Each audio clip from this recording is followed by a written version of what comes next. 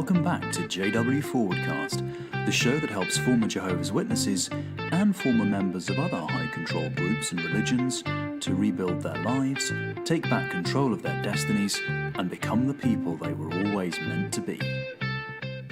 So we've got something a little different for you on today's episode, because I'll be speaking to Obaid Omer and Deen, hosts of the Heretics Corner podcast.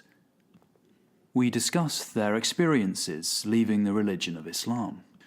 We talk about how they came to realize that their faith was not what it claimed to be, and the challenges faced by ex-Muslims in terms of leaving that faith behind. As you'll hear, there are some aspects of the ex-Muslim experience that really mirror the exJW one, and some that are very different. We also discuss the importance of aftercare for apostates and the need for a wider effort to address the needs and challenges that apostates from all faiths face. But first, a little housekeeping. I just want to thank everyone who's been leaving us reviews on iTunes and star ratings. And just a little reminder that if you leave us a written review on the iTunes podcast store, I will read it out on the Forwardcast. Even if it's a really insulting and terrible review, I'll probably still read it out for a laugh. So if you like the cast, head over to iTunes and give us a star rating or a review, or give us a thumbs up on whatever podcast app you use to listen to us. That really helps us rise through the rankings and helps other people find the show, and it's an easy way you can help support what we do. Speaking of supporting what we do, here's a shout out to our new supporters on Patreon. A huge thank you to John Ledger and Acros Apostia. Thank you so much for your support. It really is massively appreciated. I'd also like to give a shout out to all of my very kind patrons, some of whom have to remain anonymous for obvious reasons. I mean, reasons I very much understand, because I have to remain anonymous as well due to Watchtower's shunning policy. And also, just a quick note to say that if you've pledged to support me on Patreon but I haven't read you out yet, that's because I've sent you a message asking if it's okay to use your name on the Forwardcast, and I never use a name without someone specifically saying, yes, you can use it. So if there's a disconnect, check your inbox, because there might be a message from me there saying, is it okay if I use your name? Okay. So, without further ado, let's get on to today's Forwardcast episode. I bring you Obaid and Deen of the Heretics Corner.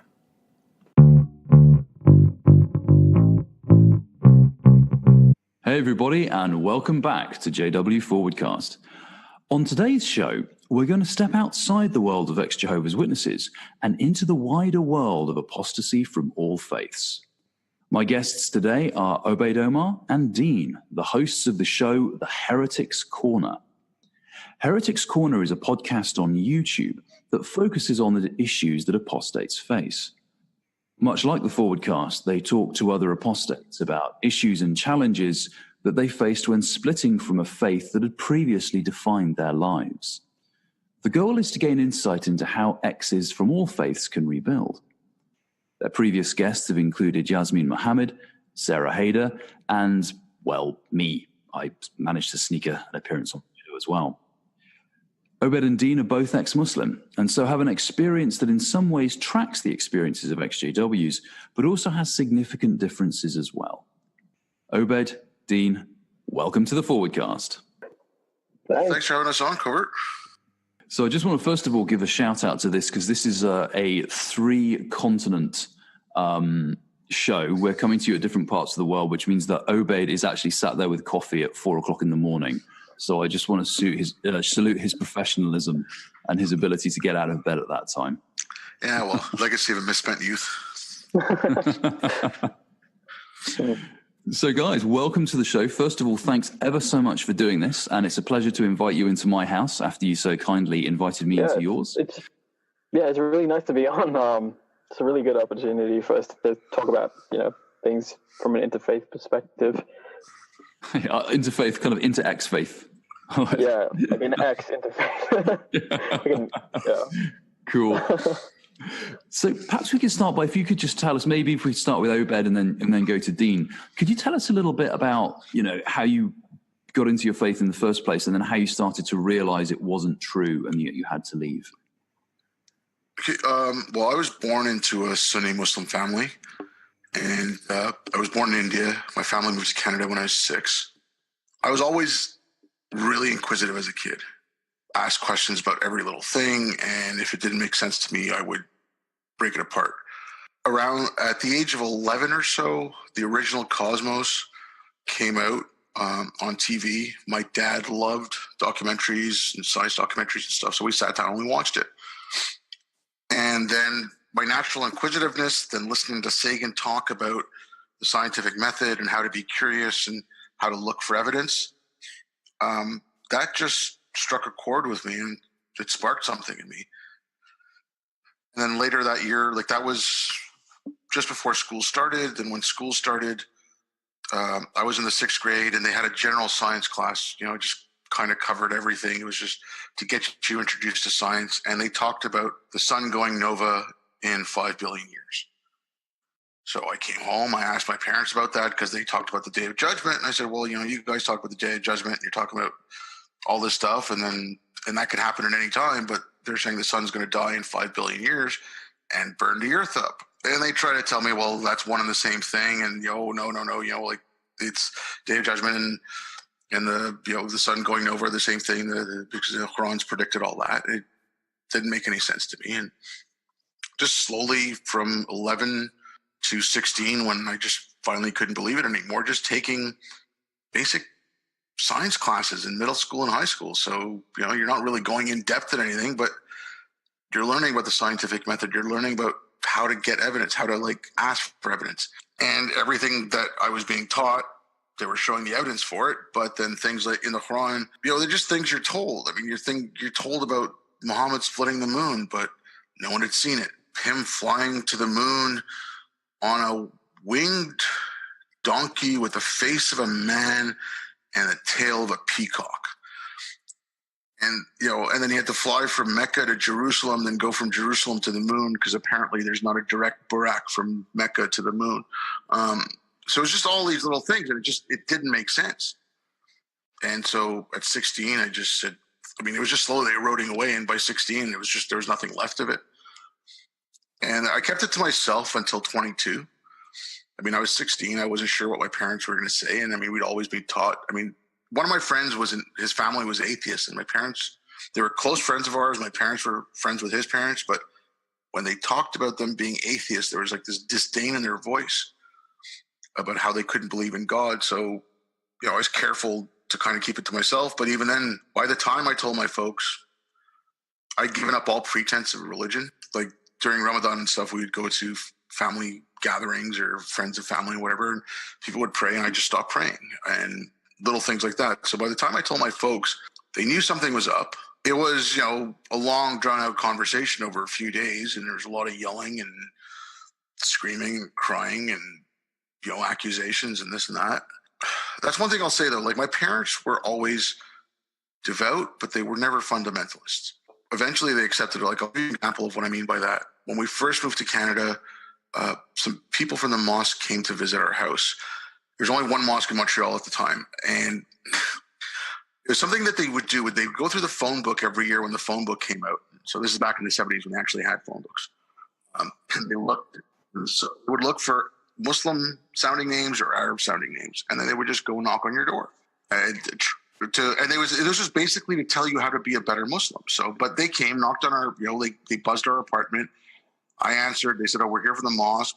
We're taught to respect the religion and everything." So I let them in. They knocked on the door. I told my parents they're coming up. My dad invited them in, offered them tea, something to eat, and they're talking. And within about, this is going back to a memory from when I was 6. I'm 49 now. So, but it seems like it was about 15 minutes or so. And my dad was literally throwing them out the door. And my brother and I were looking at each other like, what the hell is this? What's he doing for the mosque? And then my dad sat us down and he told my brother and I, said, what those guys did was wrong. He said, it's up to your mother and I to teach you and your sister what Islam is.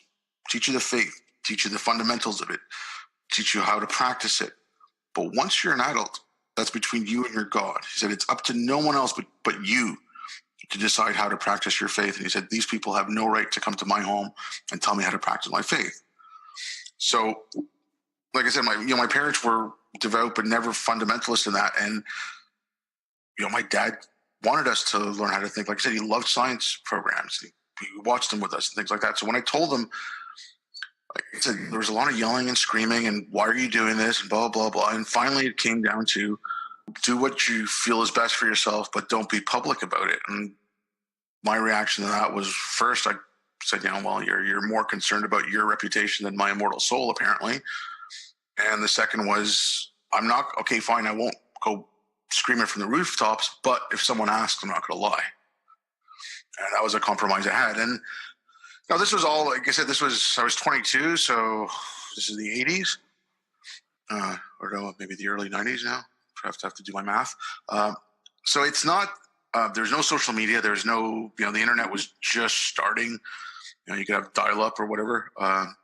So it wasn't like now where you could put on a Facebook page or whatever and they can find you out, people can find out or anything like that. It was just, and so my family slowly started finding out. And I didn't have any issues within my family except some distant relations who I'd never even met before. So that was about it. Like it wasn't like a hard, long struggle for me. It was just more, as I was questioning, like I said, from 11 to 16, just give you another example. When I started fasting, usually start fasting around 11. I think I started fasting that year, maybe I was 12. And it was the middle of summer and I was outside playing with my friends all day. And like I said, you're questioning certain things, but you're still going along with it. And it was still like at the start of me questioning. But at the end of that day, before the sun went down, I was exhausted. Montreal gets hot in the summer and very humid. And we'd been playing outside all day, like, football, and baseball and everything. And there was a water fountain in the park and I went and took a huge drink of water. And then I realized what I'd done, that I'd broken my fast. And I was so devastated. I mean, I went home, hid myself in my room, and I was terrified. And I was crying. I never told my parents what I'd done because I thought they were going to be freaking out. But like I said, it's those little things that as you're starting to question, you don't know what's going to happen. You're just worried about it. One thing I was actually never worried about was hell. Well, I was for up to a point, but around 14 or so, my mom told me something that I was like, oh, really? Not to worry. And she said, okay, Muslims will go to hell if they've sinned. They'll work off their sins and eventually end up in heaven. So I'm like, okay, so eternity will be in heaven and hell could be 1 billion years, but eternity will be in heaven. So what do I have to worry about? You're still winning. Yeah, exactly. So, I mean, it lessened my fear of hell.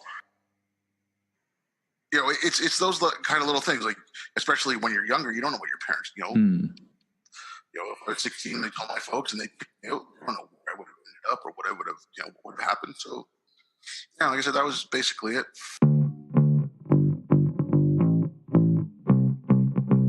There's a difference between what's going on now and what was going on in the 70s. Like I said, in the 70s, there was only one mosque in Montreal, or maybe there was two, one for Shia, one for Sunni. And so there wasn't a huge population. Also, the population that was migrating from other countries at that point, like Pakistan wasn't as fundamental. Like my mom was born in India, but raised in Karachi. My dad was born and raised in India. India was never as fundamentalist as Pakistan has ever gotten. As far as Muslims go, and Pakistan wasn't quite that bad back when my parents were growing up. Also, another thing back then was they had a British-style education.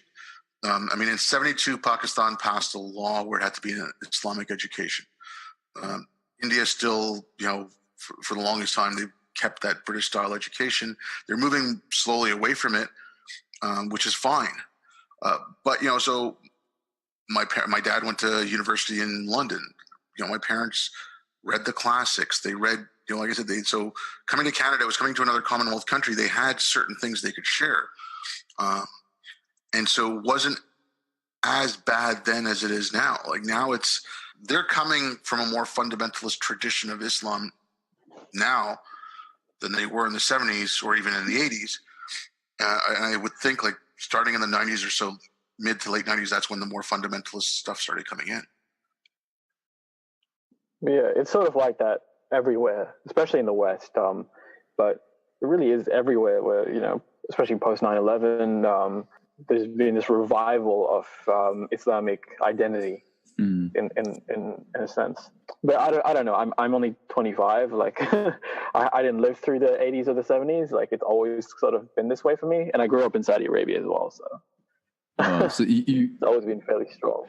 So Islamic, moving into that, Dean, I mean, can you tell us what that was like to kind of grow up in Saudi Arabia and then to have that kind of dawning awakening that you didn't believe the faith anymore? Yeah.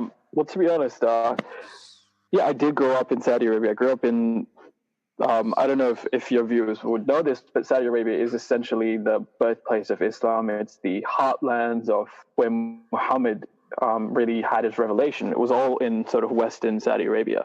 And so it really is one of the most conservative regions in the world, not just for Islam, but in terms of like any religion. Like it really is one of the most strictly controlled regions. And so I ended up seeing a lot of injustice, a lot of hate preaching from imams growing up. It was a country that felt suffocating because I would see things from the West. I would see my cousins who, some of them were non-Muslim because my mom was a convert, or more like my mom's cousins, but I call them my cousins. And they lived much more sort of egalitarian lives, even though it's sort of what the average Westerner would think of as fairly normal, fairly average. I saw the difference between, for example, gender segregation, just the way that they saw the world. They might have been religious themselves, like a lot of them were very religious Christians, but they didn't hate anyone. They didn't really, they welcomed us into their houses. Whereas my parents, the sheikhs, especially in Saudi Arabia, because they had zero exposure to non-Muslims, zero exposure. Like this is a country with like, I don't know, probably like 96% Muslims. And the minority that aren't Muslims are temporary workers who come there, get paid, and then they kick them out. Like they're never really allowed to become Saudi citizens. So the culture is just so unicultural that the imams just preach hatred or they used to preach hatred with no remorse or judgment. And so growing up in that environment, it was obvious to me that the conflict between Islam and the West wasn't as straightforward as my parents made it out to be, in terms of, the West is evil. Look at them. They're bombing all these Muslim countries. They have such greed. They have such decadence. A big thing my mom would say is, look at them, the clothes that they wear. It's so revealing. They have no modesty. And a lot of these things they had like half points in my head. The West does wage war. The West does have, a lot of people have issues with the capitalist system or whatever it is. But the way that they framed it was that Islam is the logical alternative. So growing up, that really was kind of how I saw it. It was either Islam or the West. It was Islam or atheism in a way. Because my mom was a Christian as well. She sort of explained away Christianity to me, so that wasn't really an option. With the Trinity not really making sense. So she used to be a Christian, but then she became. Yeah, she converted when she was 15, I think, because actually her parents converted to Islam because they were testing out different religions. And then they converted to Judaism, and then, they converted to Catholicism, I think. And I think that's where they stayed for most of their lives. Oh, okay. My grandparents. Yeah. And my mom was just like, no, I'm staying with Islam because I think it's true. And then she met my father and they got married, which, by the way, they didn't get married in the halal way. I always found that a bit controversial, like a bit hypocritical, that they held us to these standards where we can't talk to girls, but clearly my dad and my mom would never have met if they followed those rules and waited till their parents gave them permission for marriage. It's kind of like when your parents are telling you not to smoke whilst they're kind of puffing on 20 cigarettes a day, sort of thing. Yeah. Saudi Arabia was maybe the first 10 years of my life, and really the main thing I wanted to say about that is that's where the doubts started to form. That's where my personality started to form as well, and my personality was very much in clashing with that typical conservative, religious, and masculine in a way mentality. Because I was kind of a nerd growing up. I had glasses since I was like 3 years old, So I was a target for bullies throughout my life. And by the time I was 7, I had been beaten unconscious and hospitalized. Oh and, my God. I was just terrified and traumatized. But from an Islamic perspective, like my parents just couldn't wrap their head around the things that I was talking about in terms of this type of fear of talking to people, this fear of just being around people, especially men and boys who were being sort of violent or yes. So I learned very early on that I wasn't a big fan of violence, hatred, intolerance, or demonization of people who don't fit the standard mold. And to top it all off, like I said, because we were Muslim males growing up in Saudi Arabia, even as kids, they tell you that when you're 7 years old, you become an adult, which is an exaggeration. Even Islamically, that's not true. It's when you hit puberty, when you start to for women, it's menstruation. For men, it's basically wet dreams. But they told us we had to pray 5 times a day, and my anxiety just did not fit with the mosque environment. It was people speaking Arabic all day, and when they did speak English, like I said, the sermons at the mosques were horrible. To give you an example, like I used to read so much, and I found that while most good books make sure to hook you in at the beginning, setting up characters and settings, the Quran was kind of just this babbling mess. All these things started to add up. For example, one of the things that I remember picking up on, and this was without any influence from Western criticism. Like I'd never seen Western criticism of Islam. I'd seen maybe Fox News talking about Muslim countries. But, when I was reading the Quran in English, I'd memorized like a big section of it, like the first chapter of it, but in Arabic. And I started reading in English. And one of the first surahs I read, it just didn't seem like something from the creator of the universe. It's a very short surah, so I'll just explain what it was. It's Tabat yada abi lahabi wa tab ma aghna anhu maluhu wa ma kasab sayasla naran dhat al-ahab wa imra'atuhu hammalat al-hatab fi jidha hablum min masad, which in English means, may the hands of Abu Lahab be ruined, and ruined is he. His wealth will not avail him, or that which he gained. He will enter to burn in a fire of blazing flame, and his wife as well, the carrier of firewood. Around her neck is a rope of twisted fiber. Naturally, I was like, wow, this seems really hateful. This seems really violent. This seems, especially towards the woman in particular. And I sort of knew what the story was talking about, and it seemed kind of fishy. To give you some context, Abu Lahab he didn't really exist. It was a nickname. It means father of fire in Arabic. And it's basically a cuss phrase from Muhammad to one of the leaders of the city he grew up in, who that leader rejected his religion. And in particular, it's really pathetic because that leader was Muhammad's uncle.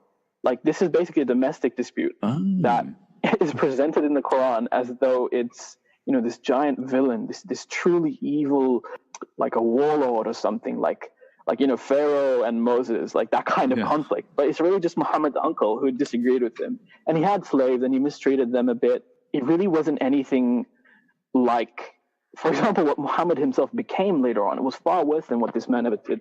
And so as a kid, like, I really picked up on that. And I really had a lot of time to think about it because I spent a lot of my time in the library because I was so afraid of the kids who would beat me up. Like, I remember thinking, like, I get called nicknames, and all these immature kids, they call people nicknames, and here God is calling this guy a nickname, like, Abu Lahab, your father of fire, you will burn in hell. Like, it's just pathetic. It's clearly, it kind of worried me, like, what if this isn't true? Little things like that really built up, misogyny towards women, but I never really said anything because of the shame of disappointing my parents and the fear that what if I was wrong? I think I told my parents once, and they came up with Pascal's wager, which is if you're wrong, then you lose everything. If you're right, you gain nothing. And in Saudi Arabia, that was absolutely true. I gained nothing by denying God, especially as a child. Like, I was going to have to memorize Quran and do all those things anyway. So I really tried to stick to the faith. And, I've talked about this before on the podcast, but my father had serious problems. Even when I tried to stick to the faith, he was never convinced by it. I talked about this, I think I've talked about this in the podcast, how once he used to hit me for not praying, because even though I had prayed, he hadn't seen me praying. And so what I would do is pray in his room. And then one time I was praying in his room, and he got out the belt and waited for me to finish my prayers. And while I was praying, I remember, like, with my head on the ground, begging Allah, please, just stop this madness. Guide me towards whatever I have to do to stop all this pain from these kids who are beating me up, to My father who's violent, who just never happy with anything that I do. And of course, after I finished my prayer, my father just beat me up saying, "You're only praying in my room so that I can see you for my sake, not for Allah." Which wasn't even true, by the way. Like, I was doing it for both those things. I did have a lot of faith in God. I wasn't an atheist at the time. I wasn't sure what God was. But anyway, eventually, when I was 10, I moved to Australia. While I was in Australia, I got involved in the local Muslim community. I'm not going to name the community, but it's a very tight-knit group of Muslims who were focused on catering to young Muslims and the perception of traditional Islam and sort of reconciling the two. And they really did a good job of doing it. I think it was especially good because the sheikh was a Sufi, and he was like a really self-aware Sufi as well. So Sufis are more like spiritual Muslims. They're not so focused on the harsh traditions and sticking to things. They're more like mystics in a way. So I truly fell in love with that Muslim community, and I tried to follow the path of Muhammad to the utmost because they had presented this positive Islamic environment that I had been begging God to show me, guide me my whole life. I felt it was my duty, despite still having so many doubts. I felt like it was my duty to give it really give it my all. And I should mention at this point that my father had donated the land next to our house to be built into a mosque. Pretty much every weekend and holiday, my brother and I would build fences, dig foundations, move bricks, pave. We were always working at the mosque. A huge part of our teenage years was laboring for the Muslim community, like literally physical labor. From 12 to I still kind of do it today. But despite that, my father still wasn't convinced. He was paranoid, or maybe he saw what was that my personality conflicted with the religion. Maybe he just predicted that I would never really go along with the faith. And so he would still call me nicknames like kafir, which means non-believer and things like that. And he would accuse me of having low faith and telling me that I should fear Allah more like my cousins who, they were very proactive in speaking about Islam. And whereas I was more timid and, like I said, anxious, it's only recently that I've really gotten over my speech difficulties to some extent. So growing up in high school, there were so many issues in the Muslim, even in that so-called perfect Muslim community. There were a lot of issues. In particular, I was very passionate about science and biology. Basically, at that Muslim community, which is a school, sort of like a Sunday school kind of thing, with camps and stuff, they taught us that evolution is absolutely incompatible with Islam, right. and they showed us the proofs as well. So that really dug into my brain.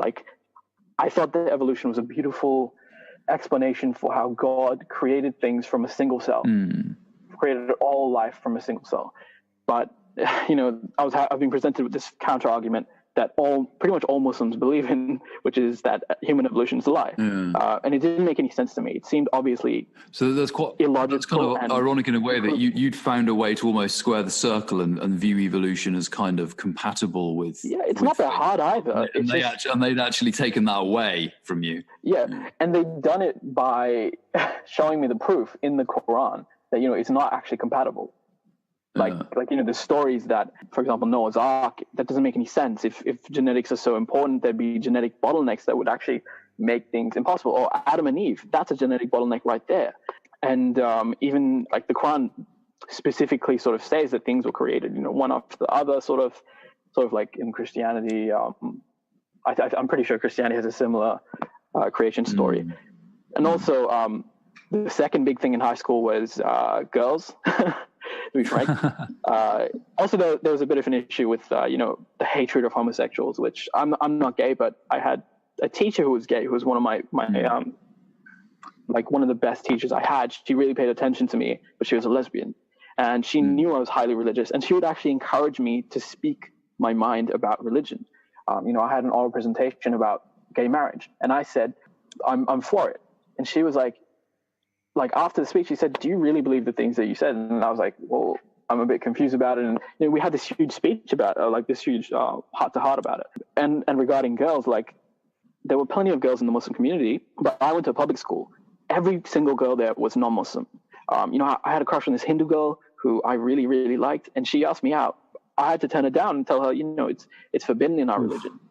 And yeah, we continue to be really good friends, but Islamically, like I was always guilty about it because like Islamically, you're not even meant to make eye contact with girls, let alone Hindu girls. Like she's a like a paganist. That's like beyond evil in Islam. But I really liked her, and so I was really conflicted about that. Yeah. Sorry.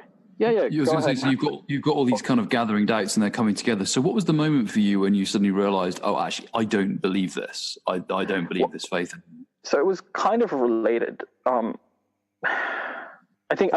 was kind of related to, it wasn't one thing, but if it was one thing, it would be the whole issue with sexuality in Islam in terms of like, I was having a discussion one day at the end of my uni, like I just graduated.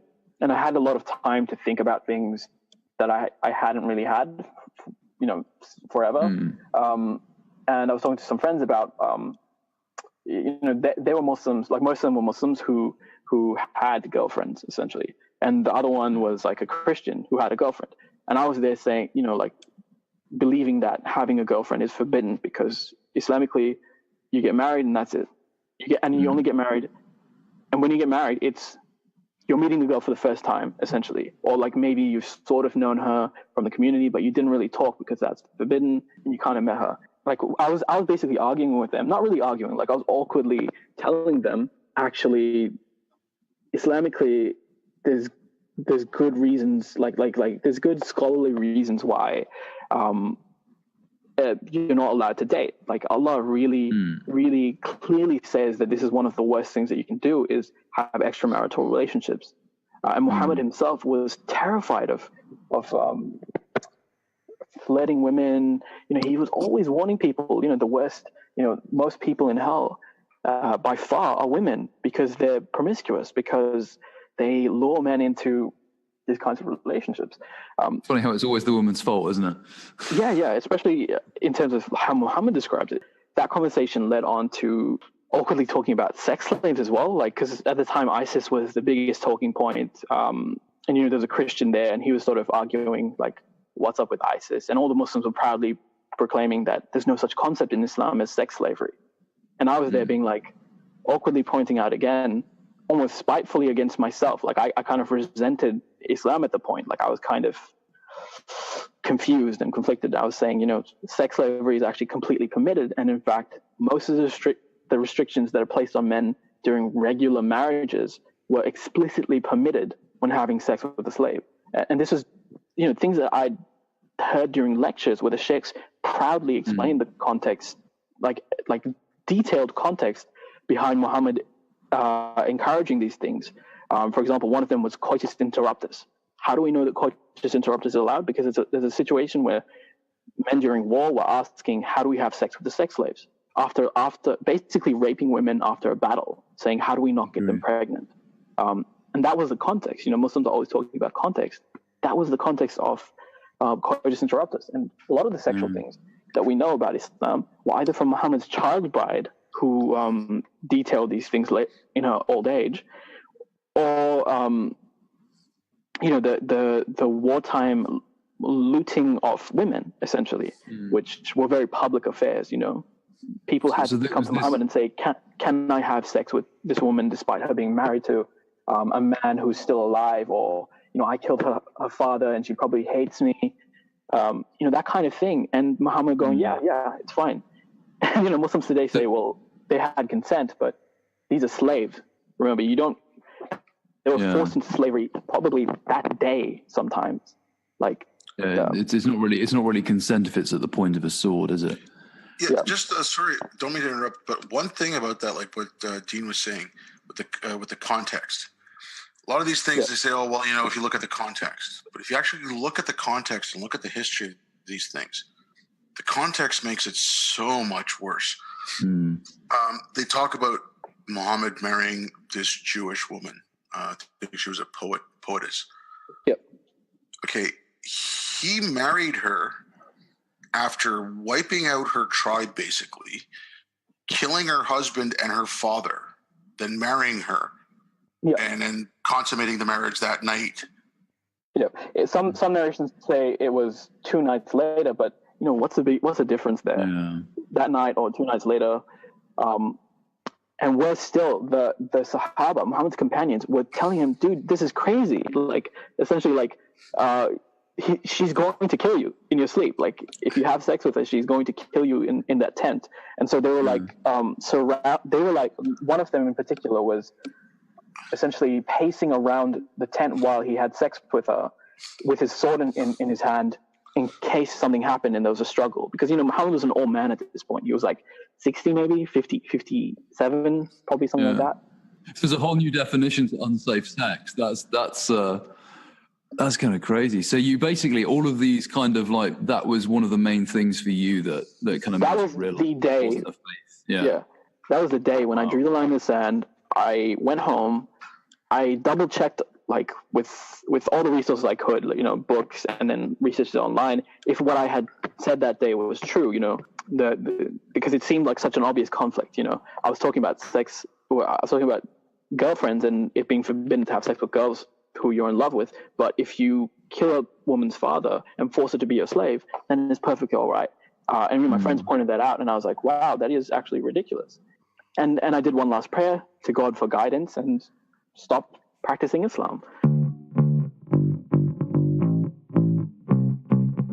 I mean, bringing on to this subject of like of leaving now. I mean, well, and again, maybe some of your own experiences will come into this.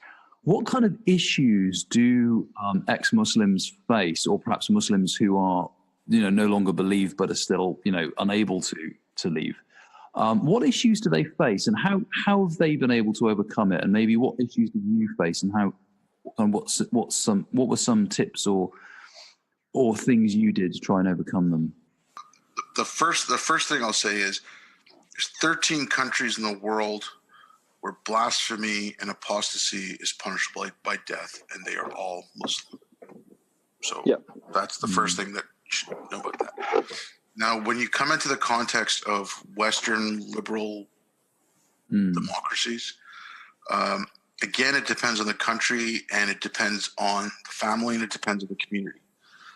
If you're in a very, very strict, let's say, Salafi-style community, so here maybe I'll just stop for a second. Okay, so sometimes you talk about Muslims or you talk about Islam.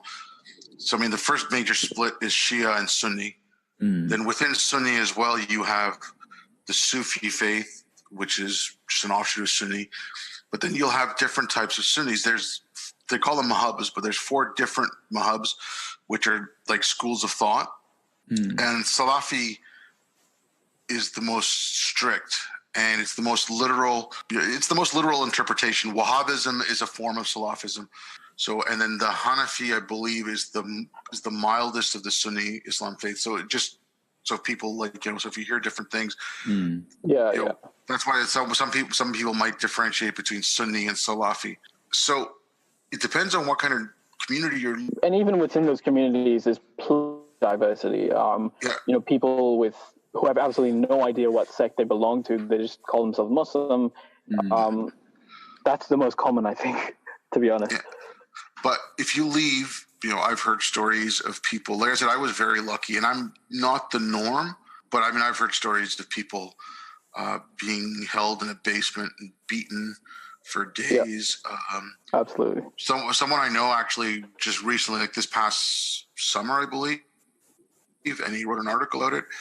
His family, he's gay and he's an ex-Muslim, and his family asked him to come to Kenya for a wedding, and when he got there, they kidnapped him and put him into conversion therapy. And so, there are some harsh. We in the Muslim community in Australia, because I'm involved. Like I've seen people who talk about gay conversion therapy. So it's obviously happening at some level at mosques and things like that. They proudly talk about it. It almost sounds like if you're and obviously people who are Muslim in these areas will know this, if this accurately describes the specific type of community they're in. But it sounds like you almost have to view it as if you're suddenly a kind of an undercover agent in a hostile government. You have to assume that if you let anything out, any information about what you really think out, it could get you into horrible trouble. So you have to plan everything you're going to do very carefully. Especially in the Muslim world, that's definitely true. And even there's even in here in the West, there's plenty of consequences because the social structure of Muslim communities and families is really, especially like I said, post 9/11, with the strong sort of push for a Muslim identity. If you start identifying as not Muslim, your family is likely to firstly excommunicate you, but also try to ruin your life in any way they can. Spread rumors about you.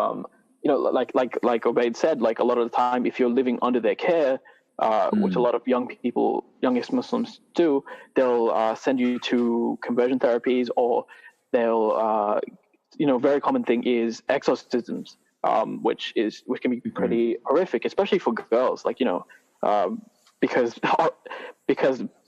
of the nature of the Islamic gender segregation, all the people who administer these things are men. And so there's a lot of abuse that occurs in that space. So is it almost the case of like some advice you could give for, and again, in a way that this is advice sometimes we give to Jehovah's Witnesses who realize that they're in a cult rather than the one true religion, is don't do anything rash. Sit down and actually plan out carefully what you're going to do before you do it. Because if you just stand up and say, by the way, I've decided I don't believe this anymore, there could be a whole freight train of hurt coming your way. So maybe you need to sit down and plan, okay, maybe I'm going to need to leave home first, so I'm going to need to plan to get a job, or maybe I'm going to need to set up a social circle if I can outside of my faith community. So maybe can I gradually start talking to work colleagues? Can I start making maybe some contacts with some friends that way? And gradually, would it be the case that, and obviously I appreciate that, like you said, there is a vast Muslim community across the globe, so this isn't going to be the community experience for all Muslims. But if they are in that more restrictive, it might be like, okay, rather than make a rash move and just stand up and declare my atheism, it might be good to sit down and just carefully plan and build toward that day where I step away. Would that be good advice? Yeah, that would be good. But I mean, one thing I've said to a couple of people is, whatever advice I give, my advice is always, because I was speaking to people, and especially recently, I've become a little bit more involved, and I've spoken to people who are living double lives, right? They don't believe, but then they practice it around their family, and it's really stressful. I mean, so the people that you're closest with, and they're supposed to give you the most support and the most care, are the ones you can't be true with, right? So it's really hard. But I've told everyone, like, it's your family. Like I'm of the opinion that it's, in the long run, it'll be better for yourself. But obviously, I'm not going to advise someone to put themselves in danger. I'm not going to advise someone to, you're 18 years old, you've just started university, your parents are paying for school, and then you're cut off. And I'm not going to advise someone to do that, knowing that it's going to cause them harm. So it's like, your family, you know what their reactions will be better than anyone else, right? So take that into consideration. But like you said, yes, do plan it out. Get a job and make some money, put it aside. Exactly, Go speak to counselors at school about, if you're in school, about financial aid and things like that. And try to give yourself the space to plan these things out. Like, don't think you have to make a decision immediately just because you feel like you're in that environment. And also, like, most importantly, maybe reach out to other people who are in the same situation you're in. Especially being an ex-Muslim, it is a silenced minority, and that makes it feel like you genuinely are completely alone. But obviously, if you know that there's people out there, which obviously, knowing the internet, listening to this podcast, you probably do. Reach out to those people. If there isn't a community in your local area, try to build it. Try to create it. Just because, in my experience, from I had about 3 months where I was just completely alone, and I had online forums, but I was just getting angrier and angrier. I met up with the Australian ex-Muslim group. Pretty much immediately, things started to get better. They started to just slowly. I started to vent to them. They started to give me advice. These are people I was meeting up in person as well a lot of the time. And I think if anything helped me, it was just having people who could help me with the little things and big things too. But, those little things that I just didn't know how to deal with on my own. And it was so specific a lot of the time. So I think really find other people is a big thing. To drill down on that a little bit, because I agree. Being able to speak with people who've been through your same experience is amazing. And for exJWs as well, there's a huge online exJW community, and being able to talk to other people to convince you're not the only one who's going through this, and no, you're not crazy. And also to get people who've gone through it and can actually give you advice, or, well, I tried this and it worked really well, or I tried this and it really didn't work, so maybe don't do that. I wanted to drill down what's on is there like an online, and you said there's an ex-Muslim group in Australia. Is that like a meetup thing, or is it like an online community? No, it's very strict. With ex-Muslim groups, it has to be very strictly regulated. So it's difficult to get in, but even finding it was very difficult for me, because I had heard whispers about it. Like I said, there were 3 months where I was basically looking online for people in Australia. And the first website you find when you look up Australian ex-Muslims is actually run by a white atheist who's never been like Muslim in their life. And when you email him, he doesn't know, I have no idea why he set up the page, but he doesn't know what it's all about. He's a funny enough guy and all that, but he's not actually an ex-Muslim. So that really confused me. But if you want to find them, go on the ex-Muslim forums, the Reddit forums. But also, that's where we're most active. In North America, there's two principal groups, I'd like to say maybe. There's ex-Muslims in North America, which is purely for ex-Muslims. And again, like Deen was saying, they have a very strict screening process, and they won't just let anyone in. So if you're questioning, it's not the place to go. But if you go on their website, they do have videos of people who've left Islam. They have, testimonials and things like that. And you can get some information there. There's another one in North America called Muslimish. And Muslimish is for people who have left Islam, people who are questioning, and people who are kind of on the fence. So if you're questioning Islam, Muslim, and you're in North America, Muslimish is a good place to maybe go. I know in the UK they have this thing called Faith the Faithless. Yes. Which is kind of like... and there's a Council of Ex-Muslims as well. Yeah, but the Council of Ex-Muslims is ex-Muslim again, but Faith the Faithless is all faiths, right? So they have Jehovah's Witnesses, Orthodox Jews, Mormons, ex-Muslims. You can do that. Yeah, I've actually met a few of the Faith to Faithless team, and I've been involved with them doing a couple of things, and they're really... I'm going to try and get a couple of them on for a later podcast, because it's a similar... Imtiaz was in Australia a couple months ago, and he was such a nice guy. We had a couple meetups with him, actually a lot of meetups, every day. He was here pretty much. He was such a nice guy. I'm going to try and get Imtiaz on the podcast, because it's that interesting bridge between that forum where you can not only get exes of all faiths, and you start to see the commonalities in the experience and also the differences. Yeah. But also another thing now too, with the web, it's great. So, if you go on YouTube and just type in ex-Muslim, you'll see all kinds of videos of people talking about it, why they've done it, their stories. And, so you can see, then might start saying, okay, well, there's all these people, they all have, and obviously everyone's story is going to be individual to themselves, but there are going to be certain things that resonate, right? Like in my case with science, and a lot of people it was. With Deen's case, it was the sexuality and the mistreatment of other people and whatever. You'll start seeing similarities, and you'll say, okay, well, and then maybe if you're questioning something, one of these people was questioning it, and you'll all even find ex-Muslims going through Quranic verses and talking through it. And that's one of the things, and it's one of the things Deen had brought up. Only about 20% of the Muslim world speaks Arabic. Right. Yeah. So the Quran is written in Arabic. So the Quran is only the Quran in Arabic. Any translation is a pale copy. Okay. So you have to learn the Quran in Arabic. You have to pray in Arabic. You don't understand. I never understood a goddamn word I was saying. I did not read the Quran in a language that I understood. And I was taking the stories from my parent, my mother, and the people, the people who taught me how to read the Quran. I was taking their stories. They were telling me the stories, and they were telling me what the Quran meant, but they themselves really didn't know it because they didn't understand it. So, you'll see videos of in Toronto or in Montreal. A couple of them came out last year where the imams are just like, after the Friday prayers, they do like a sermon. They call it a khutbah, right? So they're just repeating the stuff right out of the Quran, and the people are just going, Ameen, Ameen, Ameen.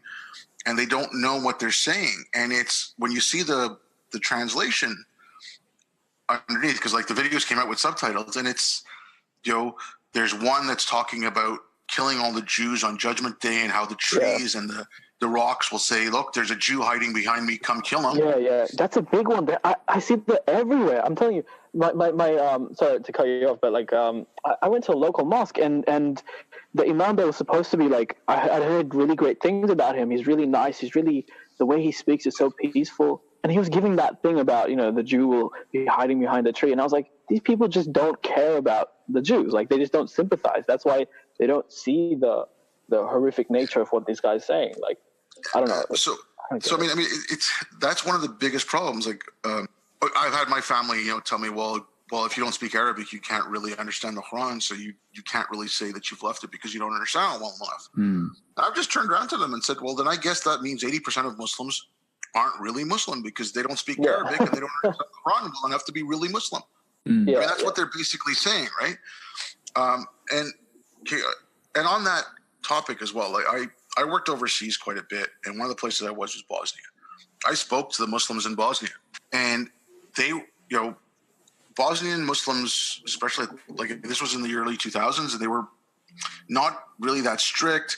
Yeah. They were more strict about not eating pork, but they were fairly relaxed about everything else. Alcohol. Yeah, but they, they were resentful in some ways that the only way they could practice their faith was to learn another language. Like, not all of them said things like that, but quite a few of the ones that I'd met, and obviously this is anecdotal, but quite a few of the ones I'd met were not, that didn't sit well with them, that they couldn't practice their faith in their own language. Yeah. And I mean, and that's one of the big flaws of it, is because, well, if God is all knowing and all, why can't I just pray to him in English? Why can't I pray to him in Bosnian? Why can't I pray to him in French? He should know that, right? He should know what's in the heart. The more you look into it, the more you realize that this really is an Arab religion. The amount of praise Muhammad had, or Allah has, for Arab culture, the Arabic language, the Arab people is really, it really shows how and at times it also criticizes it, but it's so Arab centric. Like that's one of my issues as well. Like, clearly from a certain place to a certain people, even though it claims to be to everyone. It actually I want to come on to another topic.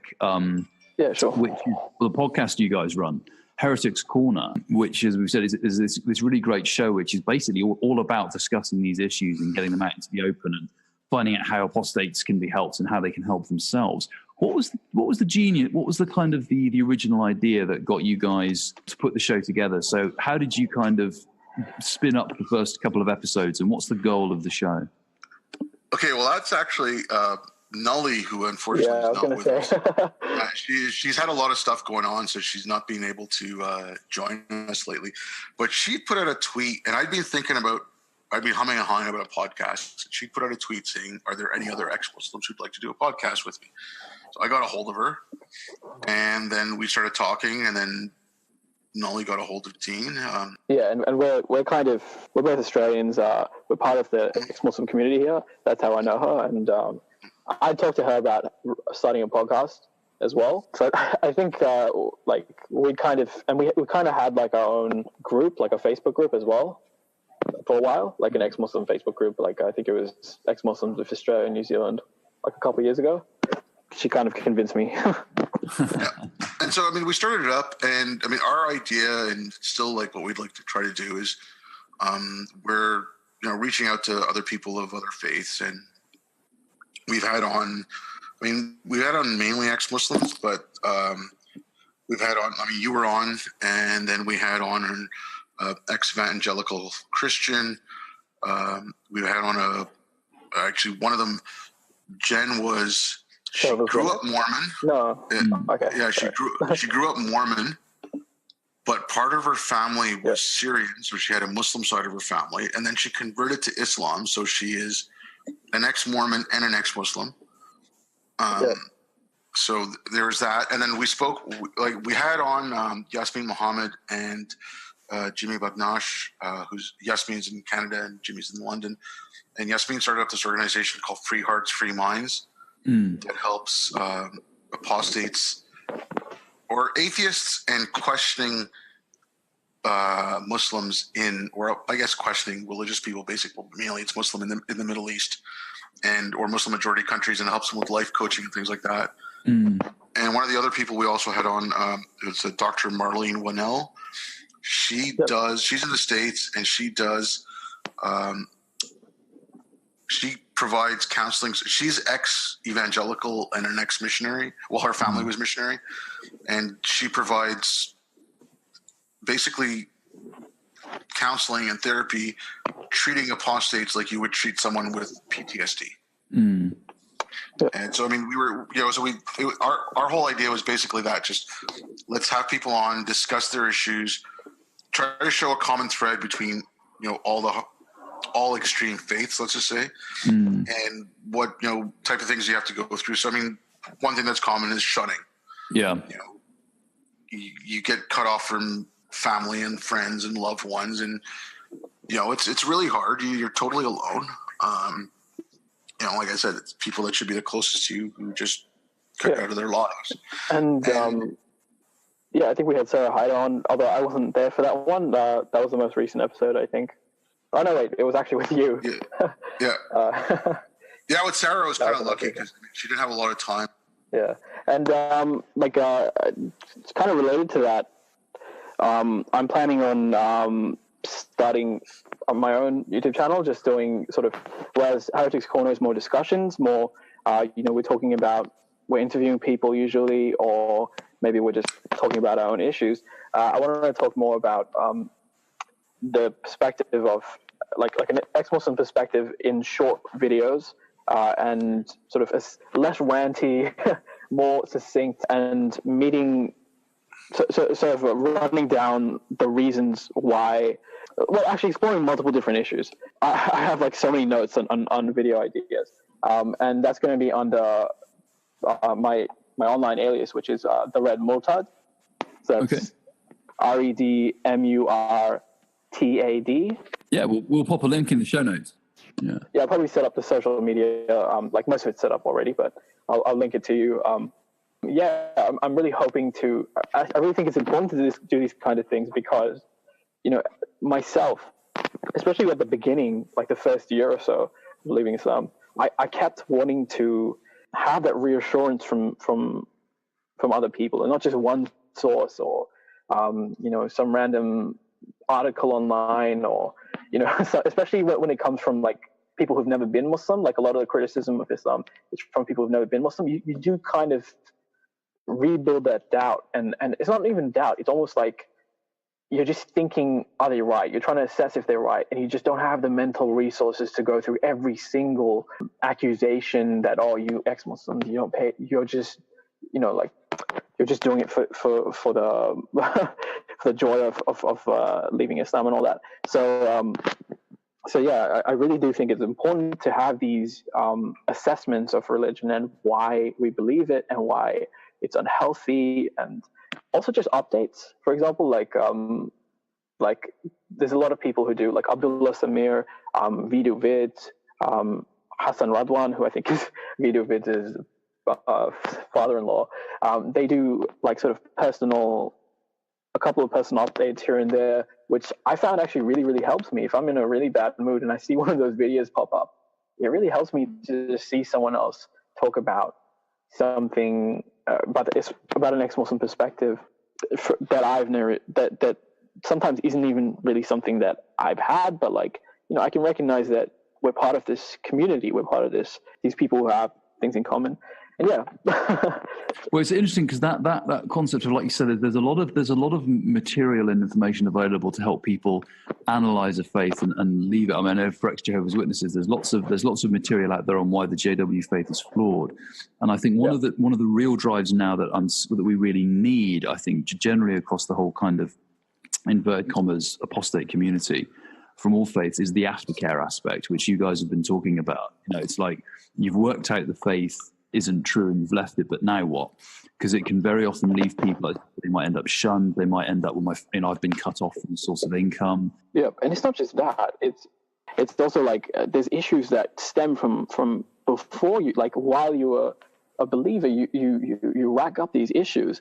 Things like you and you might not even be aware that there's certain things that you feel are written in stone about your personality, but it actually boils down to your beliefs. And over time, you like it can take you time to let go of those things. For example, childhood emotional neglect. A lot of the time, these things come hand in hand with having issues with the faith, depression, anxiety, very common issues amongst ex-Muslims. Suicidal tendencies as well. It's very, very common. Luckily, it's something that I didn't have, but I do think it's something that we really need to talk more about as sort of people who left the faith. Yeah, and I think as well, helping professionals to understand what the specific issues apostates go through. Which is one thing, Faith to Faithless, I know they're really focusing on. They've done workshops with police forces and with other government institutions who provide care to help them understand the specific issues that apostates might have. So the police may not fully understand shunning, or they may not fully understand certain aspects, or care workers or mental health workers may not understand some of the specific aspects that can come out of being raised in a very controlling, very extremist version of a faith. And having greater understanding, I think, for those professionals, and that's why like programs like Faith to Faithless and others, I think, are doing amazing work, because it's bringing that conversation out into the open and helping those who provide care to not only kind of like understand on a general basis, but actually understand the specific issues that can come out of someone being raised in a very strict, controlling religion. And, the damage that can lead. So even if they've left that religion, it doesn't mean that they've left that damage behind. Yeah, and they're amazing for that. Like Faith to Faithless, I've watched pretty much everything that they've released. And same thing with ex-Muslims in North America. Every time they release a video, I'm just amazed by how much it connects with me. And to summarize, what my advice to people who left the faith in general is, get a job, get as independent as possible, try not to be too brash, but also try to be honest with yourself. And it's sort of like how I think of it is a negotiation with your parents, with your family, with your loved ones. I don't know. Some people have spouses and things like that. And also, on top of that, just try to deal with your mental health issues, because, like I said, it might seem like something that has nothing to do with religion, but because you were in that environment where these things are kind of a given, like neglect and certain types of abuse, and it can be so like we can neglect our own needs and identifying our own feelings and letting go and things like that. And one of the things that, like, very easy thing that you can do, regardless of what situation you're in, is exercise. Try to spend time outside, outdoors, if possible, in greenery. For me, that helps. Or journaling. Like I know you mentioned that in your podcast in the past. It really does help. There's just one thing though, and it's in the climate that we have right now, and it's getting worse. I find sometimes there's a thing in Islam called Sirat al-Mustaqim, which is the straight path, but it's also a narrow path. So it's the straight path where you're walking the straight path, but it's like you're walking on a razor's edge. It's a tightrope. You can fall into sin on either side. But as an ex-Muslim, and if you're trying to talk about, and again, this varies from person to person. There's some who have gone so far as an ex-Muslim that they're just anti-Islam, right? It's not like they're talking about secular values or anything like that. But if you are an ex-Muslim and you want to talk about secular values, you want to talk about if someone wants to practice their faith, and as long as they don't bother me, I don't really care, But when you try to, I don't want to see my family hurt. I don't want to see, friends hurt. So when you try to walk that line, from one side you're getting, you're a white supremacist, racist, Islamophobe, blah, blah, blah, blah. Then from the other side, you're getting, well, you're a stealth jihadi. You're not doing, and it's like, no, look, okay, I'll give you an example of this. We had a new premier elected in the province of Quebec, 1st of October. One of the first things he said he was going to do was he was going to ban all public servants from wearing religious symbols. When I first heard this, I was like, okay. And then I thought about it because he brought in secularism, and then he brought in a French term called laïcité. Laïcité is, a lot of people just equate it with secularism. It goes a little bit stronger than secularism. Secularism is just a separation of church and state, and religion doesn't mix in politics, and you can't make any policy decisions based on a faith, right? Whereas laïcité goes even further to say that the government will not pass a law impeding any religion. It's kind of implied in the secularism the way it is in the United States, but when you talk about the First Amendment, but laïcité goes to that point. So if this guy's talking about laïcité, I don't care if I walk into a room or if I walk into a government office and I'm getting my driver's license renewed or something like that, and there's a woman wearing a hijab, or there's someone wearing a crucifix or a Star of David or a kippah or a Sikh turban or anything like that. As long as they're not like that woman in the States, Kim Davis, who denied the gay couple a marriage license, right? That is then a government official imposing their religion on someone. But this guy, okay, and like, I'm sorry, I'm just going to take a little bit of time with this. What he also did was there's a giant in one of the chambers of the National Assembly of Quebec. It's our provincial legislature. And he said, well, I can't take that crucifix down because even though that's a religious symbol, it's part of our history. And then he said, well, what I'm going to do is I'm going to ban the hijab first, and then I'll go on to other religions. So it's like, okay, this is not a secular thing then. You are targeting Muslims. Okay. And, some people are, and I know Muslims who say, oh, well, this is great. It's part of secularism. I'm like, no, it's not. I oppose the hijab. I think the hijab is completely wrong. But if someone says that's their choice, I can try to discuss with them why they think it's their choice, but I don't want to force them to stop wearing it. Where I kind of draw the line is the niqab. And even then, if it was just saying, okay, we're going to ban the niqab, I don't want that. If he was to say, okay, we will not allow anyone who is in public service, and I agree with this, no one in public service should serve someone if their face is covered, and no one should go into a public service place, and that includes banks and things like that, or a school, and demand service without showing your face. Yeah, I think it's the I think was it Margie Nawaz summed that up as saying a good way of handling it would be any place you can't wear a ski mask. Yeah, you exactly. can't wear a niqab. No, but I mean, if you just ban all face coverings for people who serve in the public and people who are requiring those services, then you're fine. But they tried that back, and everyone was up in arms. Oh, it's a niqab ban. No, the ban was specifically stated: no facial coverings if you're asking for public service, which I think is legitimate.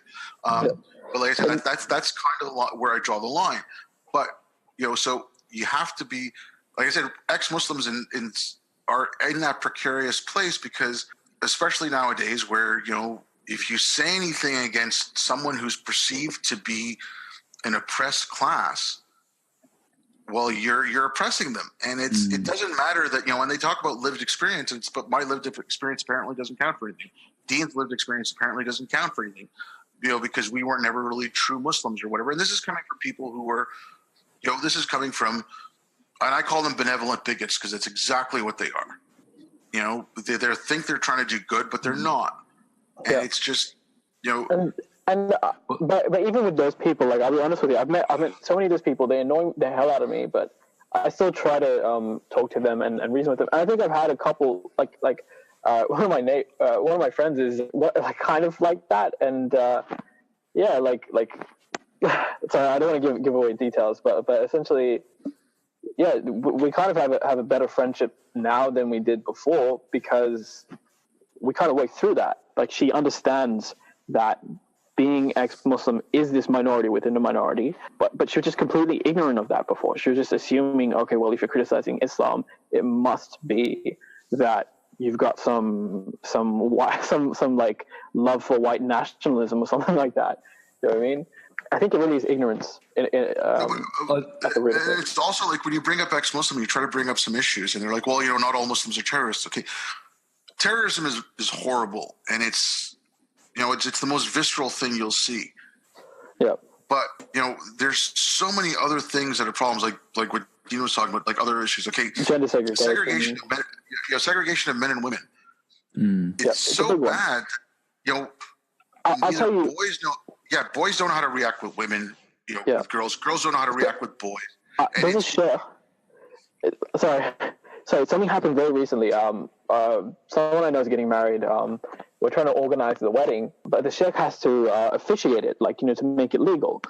But we're having this massive issue where we can't, because the sheikh is the kind of guy who, if he sees a woman, even a Muslim woman in full niqab, and he teaches them, he won't make eye contact. He will look at the ground, because this is what Muhammad used to do, apparently. This is what Muhammad used to tell people to do. And he'll turn his face away from them while they're talking to him. And at this wedding, we're planning on having people who are non-Muslims. They'll be wearing low cut shirts and I don't know, whatever they're wearing. It's typical of non-Muslims that they wouldn't stick to Islamic modesty standards, right? And so my family can't fathom putting him in the same room as people wearing regular Western clothes because him and his family are so used to being in that closed environment, and we just protect that. We protect that closed-minded mentality of his, even though we don't share it. That's the bizarre thing. My family doesn't exactly share that mentality, even though they all wear hijab and stuff. They still respect people who wear. They'll make eye contact with women. They'll shake hands with women sometimes. But I think it kind of illustrates. No, it sort of illustrates, I think, the issue that there's one unique, it seems to be fairly unique to the ex-Muslim experience, is that you end up trapped on, in a way that other faiths are not. You end up almost trapped on this political tightrope where, because of external factors in the world today regarding politics and issues that are going on, you're kind of, that there are other, you sort of you said, there are people who will take any criticism of Islam as bigotry. And you'll also get people who will expect ex-Muslims to, want to turn on Muslims because of the fact, what they came from. It feels like it's an extra. I mean, to a degree, Jehovah's Witnesses have a little bit of this in that I've seen people who leave the witness faith who then, for example, at the moment, the Jehovah's Witnesses are banned in Russia and Putin's kind of basically brutalizing that community. There's some witnesses are on trial and they're facing up to 10 years in prison simply for being Jehovah's Witnesses. Yeah. And I've seen some ex-witnesses basically applaud this and cheer it on and say, yes, we need to do everything we can to get this religion. Yeah. And to me, I'm like, well, yeah, I mean, I do that. But for the most part, people kind of discourage it. Yeah, and I think it's an example of, as you were saying, walking that. And I think all faiths have, all apostates have to kind of walk that line between getting pulled. But especially for ex-Muslims, I feel it must be very difficult. Yeah, you guys and it's also our communities are so. Sorry, our community is so tight knit that it almost does feel like a betrayal if you start saying those kinds of things. And it is in a way, especially if it's unnecessary. A couple of the things that I want to talk about in my videos that I'm planning on releasing are, the situations that are oppressing Muslims today, especially from an atheist perspective. If you look at Muslims in Western China, it is absolutely inhuman how the Chinese government is treating the Muslims there. Yeah, knocking them, sending families to concentration camps essentially, and they might not be expressly killing them, although there are people that have been executed and stuff like that. But it's still this deep oppression that will, at the end of the day, not work in anyone's favor. The Muslims will actually get galvanized in that position, as they always do. Look at Bosnia, look at any country that's been oppressed, Afghanistan, by non-Muslims, and Muslims have united and galvanized. They've got even more strict in their beliefs. So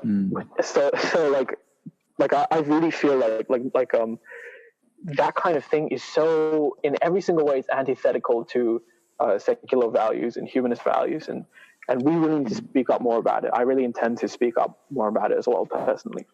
Yeah, okay, getting back to the China thing, right? So, when that first broke, because it got really big lately, but I mean, it first broke a few months back, and when I was talking about it, and I don't have huge followings or anything, but I was tweeting it out, and people are like, "Oh, well, that's what they deserve." I'm like, "Excuse me." And when I'm defending them, it's like, well, why are you defending them? They're Muslims. I'm always, no, I'm defending people. I'm defending their right to, practice their faith as long as they're not imposing on other people.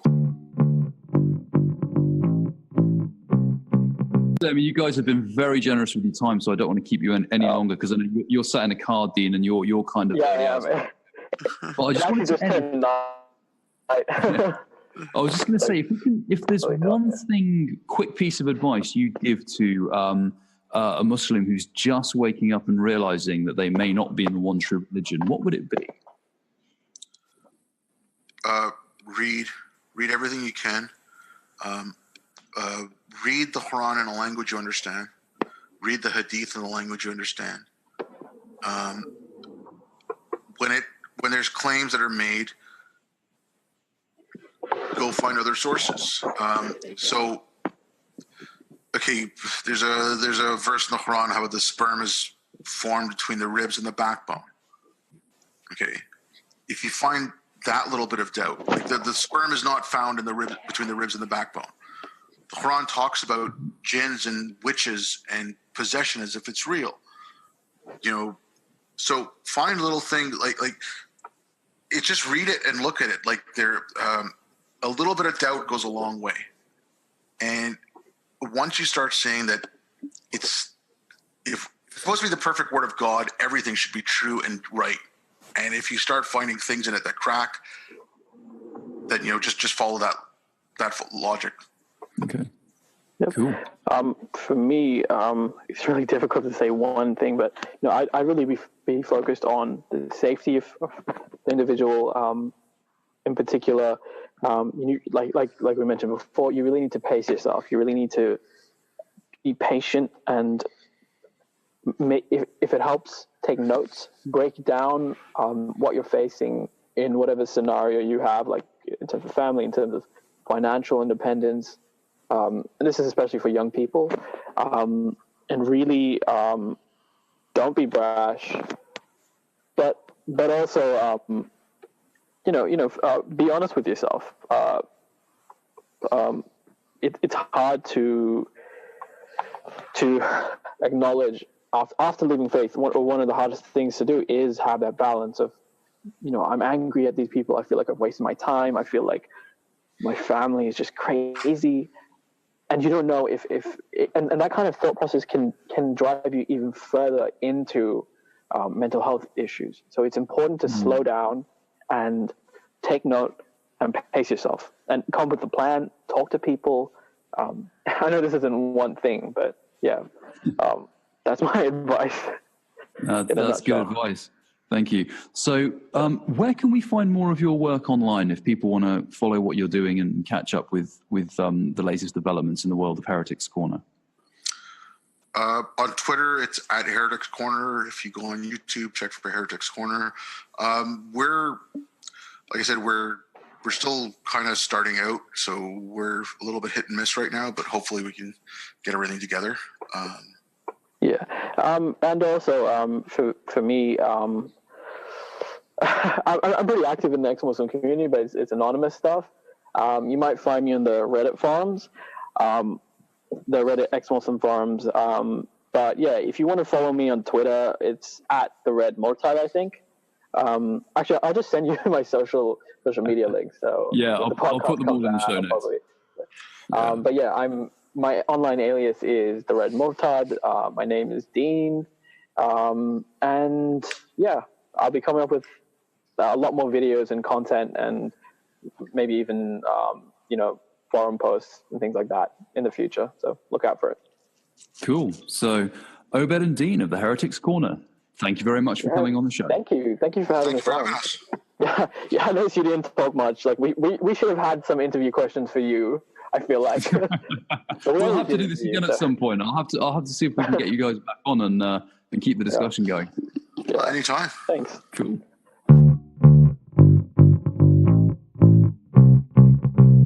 So guys, I hope you found that informative and useful.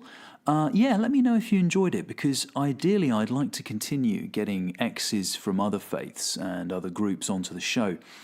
I think it's fascinating to examine the commonalities and the differences in the journeys we all take, and also in the methods that people use to kind of put their lives back together after they left, which is really the theme of what this podcast is about. You know, it's not so much about leaving, it's about how you reconstruct once you've left. And I think there's a lot of interesting lessons we can learn from exes from all faiths about that. But yeah, I hope you enjoyed the show, and if you did, there are many ways you can support it. You can leave us a star review on iTunes or whatever podcast app you listen to. You can follow me on Twitter at Covert Fade. You can also check out my YouTube channel, which is search YouTube for Covert Fade, you'll track me down. We've got YouTube versions of the podcast on that channel, plus some additional content that's YouTube specific only, so you can give us a subscribe on there if you like. If you'd like to support us financially, you can do so on patreon.com/covertfade, where in return for as little as $1 a month, you can get access to all sorts of funky rewards and extras, little audio clips, video clips, my thoughts and ramblings and other things, plus early access to Forwardcast episodes, and for the higher tier subscribers, even birthday and Christmas cards. So if you're curious, head over to Patreon and take a look.